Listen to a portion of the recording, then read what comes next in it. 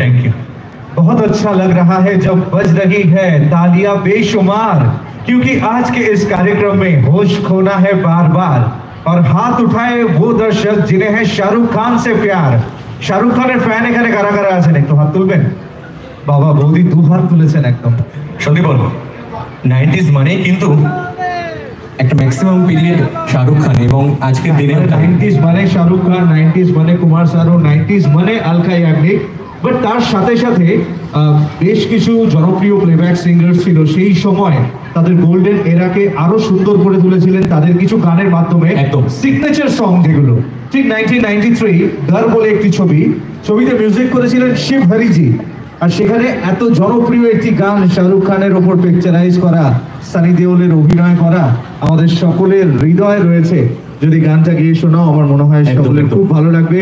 আর এই সুন্দর অর্কেস্ট্রেশনের সাথে ইট গোস পারফেক্টলি। তো চলো একদম। আর এই গানের পরে শাহরুখ খানকে আর কখনো পিছনে ফিরে দেখাতে হয়নি, এমন একটি জনপ্রিয় গান। চলো সবাই মিলে একসঙ্গে আমরা শুনি এবং এনজয় করি।